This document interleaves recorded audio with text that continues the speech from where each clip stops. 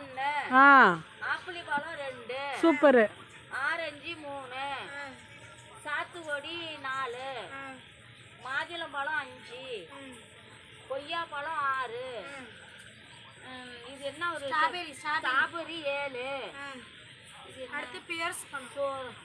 பழம் அது சுரைக்காய் மாதிரி தெரியுது அதான் பேர்ஸ் பழம் அது 8 செரி பழம் 9 வாழைப்பழம் 10 கரெக்டா சொல்லிட்டாங்க ரேவதி அம்மா. அடுத்தது அத்தை நீ சொல்லு என்னென்ன இருக்கு எத்தனை இருக்கு இப்ப சொன்னதே தான் இருக்கு பலாப்பழம் 1 கரெக்டா இருக்கு பலாப்பழம் 1